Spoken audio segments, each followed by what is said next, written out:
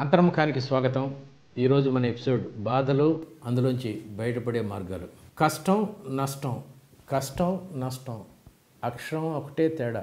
మనకు ఒక బాధ వల్ల కష్టం వస్తుందా, ఆ కష్టం వల్ల నష్టం వస్తుందా, లేకుండా నష్టం లేకుండానే నేను బాధపడుతున్నానా అని తెలుసుకోవాలి ఫస్ట్. ఇది చాలా మంచి పాయింట్ అండి. కష్టమా నష్టమా. ఉదాహరణకి మీ కొడుకు విదేశాలకు వెళ్తున్నాడు, మీకు చాలా దుఃఖంగా ఉంది. మీకు ఇది కష్టం, కానీ వాడు విదేశాలకు వెళ్ళకపోతే వాడికి నష్టం. వాడి నష్టం మీకు కష్టం. మరి ఏం కావాలి మీకు? వాడు మంచి భవిష్యత్తు కోసమే వెళ్తున్నాడు కదా. ఇలాంటప్పుడు మీరు బాధ సహజమే, కానీ బాధపడటం వేరు. ఇది జీవితంలో ఇంక అన్నీ కోల్పోయాము, సూసైడ్ చేసుకోవాలి, అది వేరండి.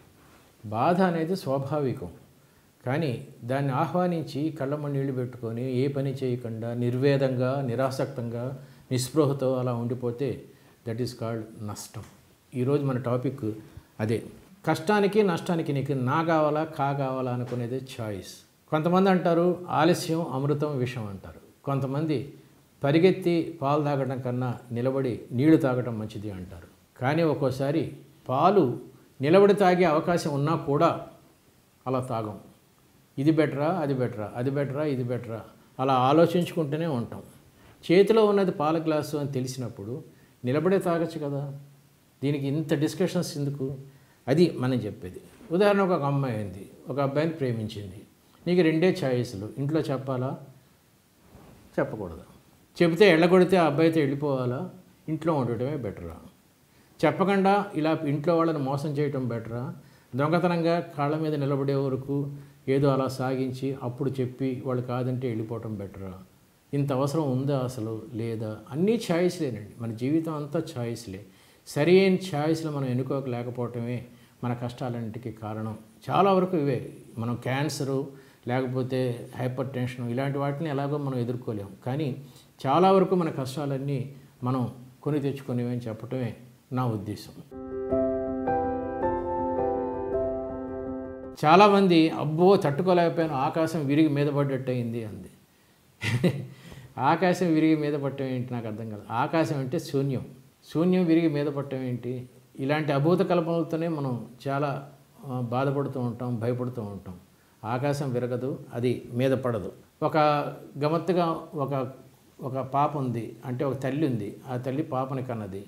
పుట్టిన ఒక రోజుకే ఎవరో వచ్చి చిన్న పొరపాటు జరిగింది.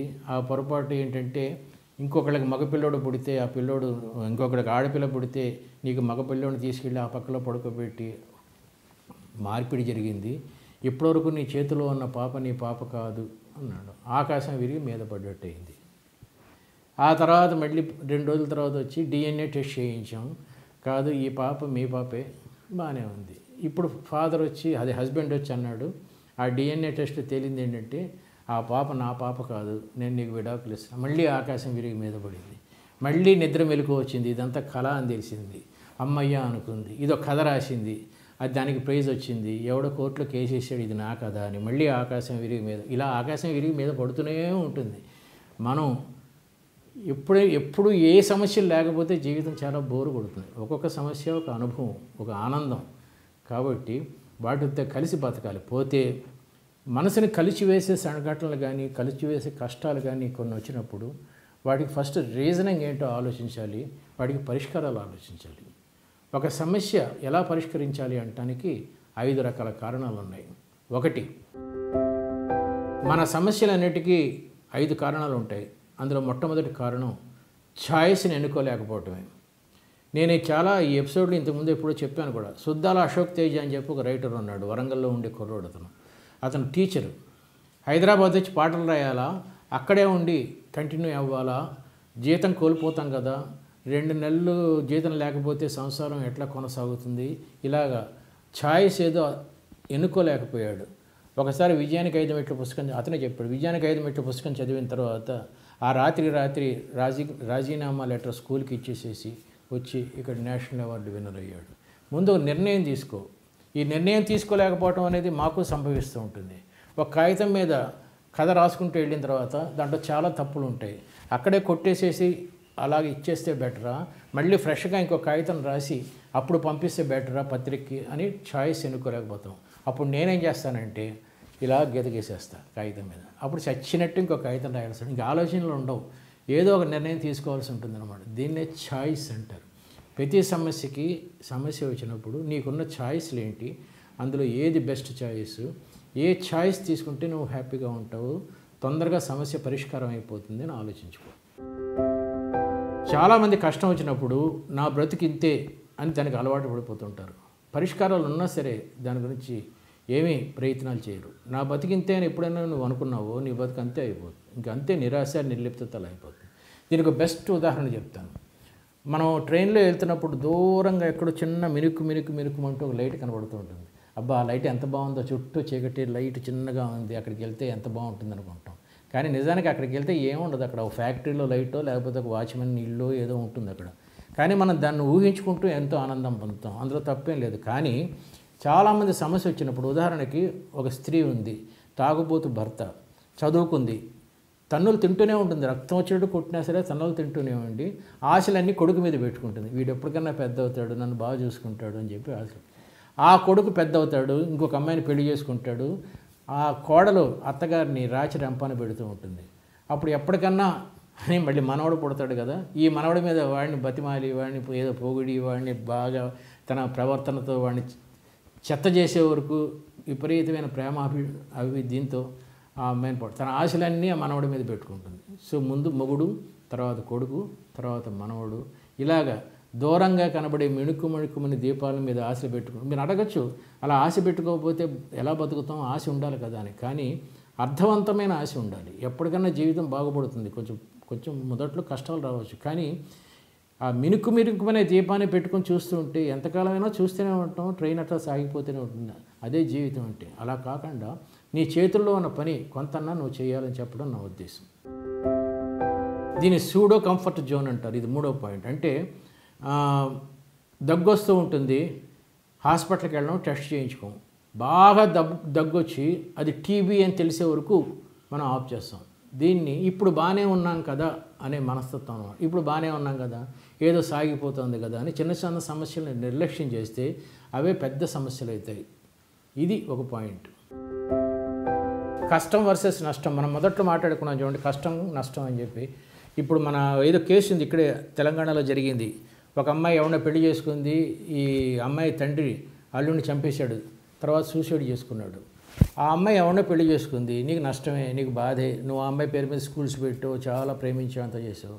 కానీ దానికి పరిష్కారం వాడిని చంపేయటం, నువ్వేం సాధించావు? అలా వదిలేసి ఉంటే నీకు చిన్న కష్టంతో పోయి ఉండేది. ఇప్పుడు సూసైడ్ చేసుకునే అంత కష్టాల్లోకి వెళ్ళి అంత నష్టం జరిగింది నీకు. సో నీకు ఒక ప్రమాదం జరిగినప్పుడు, ఒక మనసు బాధపడినప్పుడు ఏ చర్య తీసుకుంటే నీకు తక్కువ కష్టం వస్తుంది, తక్కువ నష్టం ఉంటుంది అని చేసుకోవాలి. చాలామంది తక్కువ కష్టపడి ఎక్కువ నష్టం వచ్చే వాటిని సెలెక్ట్ చేసుకుంటారు. అలా కాకుండా తక్కువ నష్టం వచ్చే ఎక్కువ కష్టాన్ని నువ్వు ఎప్పుడైతే ప్రిపేర్ అయి ఉన్నావో జీవితంలో సుఖంగా ఉంటావు. ఇది పాయింట్. ఈ 4 పాయింట్లు విన్న తర్వాత చాలామంది అనేది ఏంటంటే, ఒడ్డున కూర్చొని చెప్పడం వేరండి, అనుభవిస్తే తెలుస్తుంది. మీరు హ్యాపీగా ఇట్లా మోదీ సూట్ వేసుకొని కూర్చొని ఇలా చేస్తే బాగుంటుంది, అలా చేస్తే బాగుంటుంది, అది చేయి. కానీ ఇవన్నీ నేను అనుభవించి చేసి చెప్తున్నాయి. ఏ కష్టమో కూడా నన్ను నా యొక్క వృత్తి నుంచి దూరం చేయలేదు. చిన్న చిన్న కష్టాలు వస్తూ ఉంటాయి, పని జరుగుతూనే ఉంటుంది, కానీ నవ్వు కోల్పోలేదు. మీ పర్సనాలిటీ డెవలప్మెంట్ మోటివేటర్స్ చెప్పేది అదే. ఇంతకన్నా బాగా బతకాలంటే నువ్వేం చేయాలి, ఎలా చేస్తే బాగుంటావు, ఇంత మొహం సీరియస్గా పెట్టుకొని ఏడుస్తూ దరిద్రం నా జీవితం ఇట్లా కాకుండా ఉండాలంటే ఏం చేయాలి. చాలామంది విమర్శిస్తూ ఉంటారు, పర్సనాలిటీ డెవలప్మెంట్ మోటివేటర్స్ డబ్బు సంపాదించు, అందరూ నీకన్నా తక్కువే, ప్రేమ తగ్గించుకో, ఇలా మేము చెప్పమండి. ఆనందంగా ఉండాలంటే డబ్బు కూడా కావాలి. ఎక్కువ ప్రేమ ఎక్కువ ఇది ఉంటే అవతరాల మీద మనకు అనవసరంగా వాళ్ళు మనం సరిగ్గా చూడటం లేదు అని చెప్పి మనం ఫీల్ అవుతాం. అలాగే హెల్త్ బాగా చూసుకో, ఇవి మేము చెప్పేది. సో లాస్ట్ పాయింట్ ఏంటంటే, నీకు ఏదైనా కష్టం వచ్చినప్పుడు feel that what is the solution. Gautama బుద్ధుడు చెప్పాడు, యేసుక్రీస్తు చెప్పాడు, అంబేద్కర్ చెప్పాడు, బోల్డ్ మంచి మంచి పాయింట్స్ చెప్పారు. అందులో నీకు ఏది నచ్చితే ఆ పని నువ్వు కరెక్ట్గా చేస్తే చాలా బాగుంటుంది. దిస్ ఈజ్ అబౌట్ కష్టాలు నష్టాలు. మనం చాలా వరకు ఇతరుల మెప్పు కోసం బతుకుతూ ఉంటాం, కానీ కొంత అనుభవం వచ్చిన తర్వాత మనం దాన్ని పెద్ద పట్టించుకోం. ఇప్పుడు నరేంద్ర మోడీ ఉన్నాడు, 10 లక్షల సూట్ వేసుకున్నాడు అంటారు. 10 లక్షలు కాదు, అది 3 లక్షలు ఎవరు వాళ్ళకి ఆయనకి బహుమతి ఇచ్చాడు. ఆయన వాడే సూట్ల తాలూకు కంపెనీ వాళ్ళు గుడ్ విల్ కింద 3 లక్షలు ఇస్తే ఈ మాట్లాడేవాళ్ళు దాన్ని 10 లక్షలు చేశారు. ఇంత త్యాగి భోగి, ఇది భోగి కాదు యోగి అంటాడు, అంత భోగి ఎలా అయ్యాడు, అంత మంచి సూట్ వేసుకుంటాడు కాదండి. He's different. నేను ఏదో బీజేపీలో చేరటం కోసం ఆయన పొగట్టం లేదు. ఆయన గుజరాత్ నుంచి ప్రధానమంత్రికి వెళ్తున్నప్పుడు బ్యాంక్ అకౌంట్లో ఉన్న దాదాపు 2-3 లక్షల రూపాయలని అనాథలకి ఇచ్చేశాడు, ఆ స్టాఫ్కి ఇచ్చేశాడు. అలాగే ఆయన ముఖ్యమంత్రిగా ఉన్నప్పుడు వచ్చిన బహుమతులన్నీ వేలం వేస్తే కోట్ల రూపాయలని గుజరాత్లో ఒక ఆర్గనైజేషన్కి ఇచ్చేశాడు. ఇలా హీఈస్ గివింగ్ అవే ఆయన శాలరీ 1,50,000 1,60,000 వస్తుంది. దాదాపు సగం శాలరీ బేదలకు ఇచ్చేస్తుంటాడు. అయినా కూడా విమర్శకులు, నేను ఆయన తాలూకు రాజనీతిజ్ఞత, డిమానిటైజేషన్ ఇవన్నీ మాట్లాడట్లేదు. నేను చెప్పేది ఒక మనిషి యొక్క దానం గుణాన్ని కూడా హేళన చేసే మనుషులు చుట్టూ ఉంటారని చెప్పడం నా ఉద్దేశమే. కాబట్టి నువ్వు ఎప్పుడైనా సరే ఇతరుల కోసం బతకు, నీ గురించి నువ్వు బతుకు. నీకు ఇవ్వాలంటే ఇవ్వు, తినాలంటే తిను, అంతే తప్ప ఇతరులు ఏమనుకుంటారని ఎప్పుడైతే అనుకున్నావో నీ మంచితనమే మొహమాటంగా మారి నిన్ను బాధపడుతుంది అని చెప్పడం నా ఉద్దేశం. కష్టానికి ఇదొక కారణం. ఒకడు 10 మందికి బీదవాళ్ళకి సంతర్పణ చేస్తున్నాడు. అప్పుడు పక్కింటి వాడు అన్నాడు, చూసావా ఎంత గొప్పవాడు, 10 మందికి సంతర్పణ చేస్తున్నాడు, దానకర్ణుడు అన్నాడు. ఇటుపక్క వాడు అన్నాడు, చూసావా తనకి ఇంత ఆస్తి ఉందని 10 మందికి భోజనం పెట్టి బహిరంగంగా చూపిస్తున్నాడు, ఎంత వాడు చూడు ఎంత ఎగ్జిబిషనిజమో అన్నాడు. ఇదంతా చూసి వీడికి చిరాకేసి గుప్త దానాలు చేయడం మొదలుపెట్టాడు. అంటే ఎవరికి తెలియకుండా దానాలు చేయడం మొదలుపెట్టాడు. అప్పుడు వెనకాల ఇంటివాడు అన్నాడు, చూసావా ఇంత ఆస్తి ఉంది, ఎవరికి నయా పైసా కూడా ఖర్చు పెట్టడం లేదు అన్నాడు. సో వీడు ఇదంటాడు, వాడు అదంటాడు, వాడు ఇంకోటి అంటాడు. వీళ్ళందరి గురించి నువ్వు ఎప్పుడైతే బతుకుతున్నావో నీ జీవితం బందరు బస్ స్టాండ్ అయిపోతుంది. నువ్వు నీ గురించి అందరూ మంచిగా మాట్లాడుకోవాలి అనేది అసలు impossible. Gandhi, Ambedkar, Nehru, mother Teresa, చివరికి దేవుణ్ణి కూడా విమర్శిస్తారు. సో అందరూ మంచివాళ్ళని నిన్ను ఎప్పుడు ఎవరు అనరు. నిన్ను కనీసం ఒక్కడైనా సరే చెడు అనకపోతే ఒకడు కూడా ఈర్ష్యపడే పని నువ్వు లైఫ్లో ఏది చేయలేదన్నమాట. నువ్వు చెడు చేస్తే తప్పు, అది ఓకే చేయి, కానీ నీ గురించి ఒకడు చెడుగా ప్రచారం చేయటం లేదంటే మాత్రం వాడు ఈర్ష్యపడే పని నువ్వు ఏమీ చేయట్లేదు అన్నమాట. నీ గురించి అసలు నీ ఇంట్లో వాళ్ళు, నీ పిల్లలు, పక్కింటి వాళ్ళు ఎవడు చెడు కానీ మంచి కానీ ఏది మాట్లాడుకోవట్లేదంటే there is something wrong with you. నీలో అసలు బతికే నీకు అస్తిత్వమే లేదనమాట. ఇది 3 రకాలు, మంచి చెడు లేని స్థితి. So don't live by standards of others, you right your own screen play. Thank you very much. వచ్చే వారం మళ్ళీ ఇంకో ఎపిసోడ్స్తో కలుసుకుందాం.